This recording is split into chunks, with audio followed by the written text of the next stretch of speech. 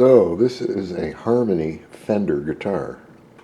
They made guitars for Fender in the 60s, early 60s. It's got the Fender headstock and the Fender bridge. Solid spruce top in wonderful shape. Needs a neck reset because this part is somewhat distorted. We're going to flatten it. But mainly, this thing is massively braced, like the corporate people at Fender when we want the top to stay flat. So there's 1, 2, 3 massive rectangular braces here. So what I'm doing, you can see that I'm scalloping these braces and removing mass quantities. They're going to stay thick right here. I'm also going to add 2 structural pieces here and here and reinforce this with an extra layer of material. And the grain will run opposite. So, dumping all that out and finishing up the scalloping, reinforcement, and flattening using the fixture. So I've sanded them with some coarse sandpaper just to smooth everything out. These braces are stock. These braces were massive. These 3, rectangular and fuzzy. They'd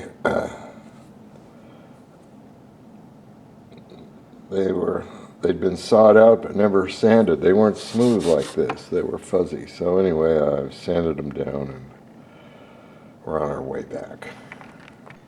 Okay, so that board there is the heart of the process. It's just particle board. Buy a sheet of it and have it cut into those chunks. The top is smooth, the bottom is smooth, so it's going to remain level. And we're going to put paper towels on top. Before I do that, obviously this has been used for numbers of different projects. This is where the neck goes when I put the top down. This is just a slot. Neck, bridge area. This one's for a ukulele. The Fender bridge does fit in here. Now we'll pad it so we don't scratch the guitar. Padding it with paper towels. When that's done, I'll set it on there. It'll deform right here. It'll deform these little places. Okay, so when people do a typical neck reset, they drill 2 holes in here, put heating elements down in there or steam from a pressure cooker and a tube, soften the glue with the heat and or the steam and pull this neck off, recut the geometry down here and put it back together. There's a dovetail joint in there too, but I want to point out that there's nothing wrong with the joint. What they're doing is kind of cheating. Where the guitar has distorted over the years is in here. That's why when I move the neck, it'll go up and down. Over the years it's been pulled up, and that's caused this part to go down and a wave of distortion right here. We're going to reset the neck angle by removing the distortion. There's the slot for the neck. You can see the neck extension, and it does fit in there.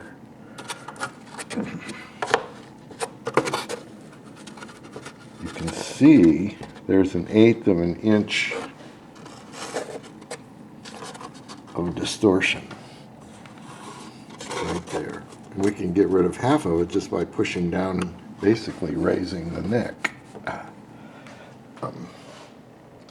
Anyway, we are going to wet these surfaces, but before I do that, I have to remove the material from between each of these pieces of kerfing to allow the sides. You see, this makes the thing theoretically this thick. It's hard to bend stuff that thick. I want to bend makes the kerfing, when it's all filled in, becomes fairly thick and it doesn't want to bend, but the wood itself is thin enough to bend. Here, let's, well, I can't do it right now. So I'm going to re-slop this kerfing with a hacksaw blade to basically make its thickness disappear and make it flexible. That's what these things allowed it to do to begin with. That's what they allow it to flex and bend and conform. So we'll do that next. So we're going to start using the fixture, and I couldn't do this work without the help of the graviton force modules. My videos are sponsored by the Graviton Force Module Company. I'm the president and CEO, and I also do shipping and receiving. This is a Graviton Force Module, and it's not genuine without the G, remember. Anyway, we're going to use we use these because they apply a constant force in direct conjunction with gravity itself, and there's nothing better for the purposes that we're going to use them for. So next we'll apply the graviton force modules to the affected area and see what it looks like. We'll also do a little spritzing of water, and possibly we may line this area with some paper towels to facilitate the retention of the moisture long enough to have it be affected by force modules and other things.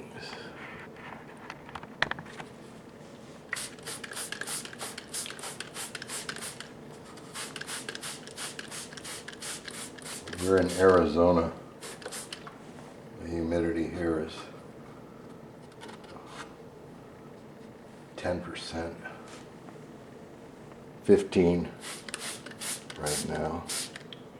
That water won't last long. Still need to be careful.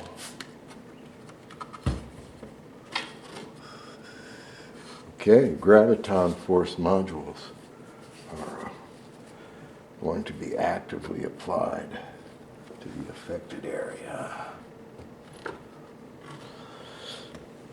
One thing nice about them is their modular size. We can mix and match and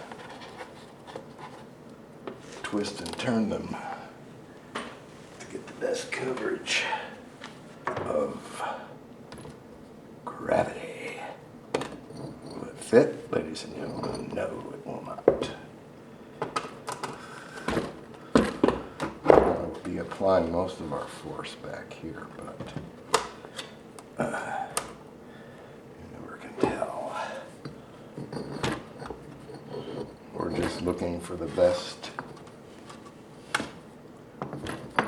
possible place and way. Anyway, we're stacking bricks.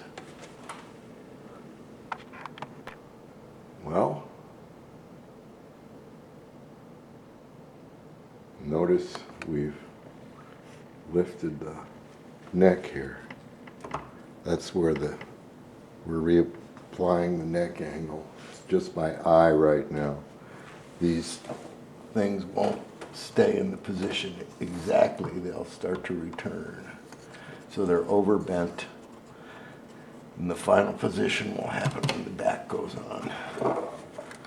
The back will control the neck angle. There'll be a little bit of trimming going on when we put the back on, but I believe this is the correct way to fix the problem. We're taking out the warpage and we're going to reinforce it so it won't come back.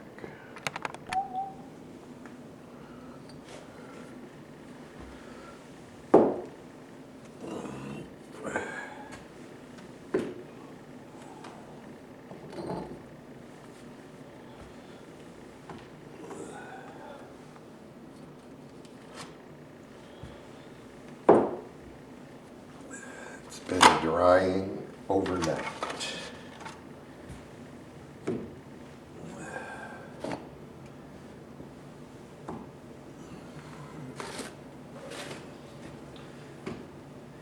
There's going to be spring back. It's like a spring balk.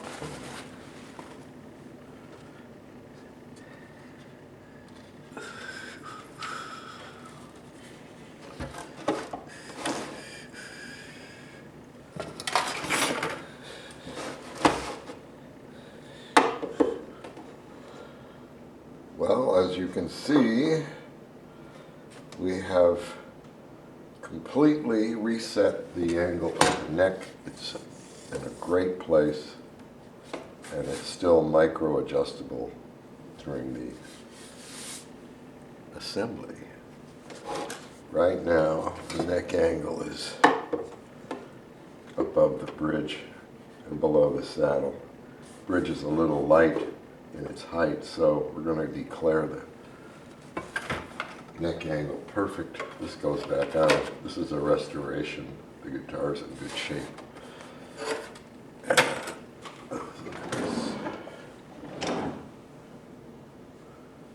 couldn't find this yesterday. We're going to look at the... Looks nice and wide. Yeah, it's 1 3/4. So, the operation was a success. Now, so that it'll never happen again, we will put 2 braces in here on either side of the sound hole and double the thickness of the wood in that space.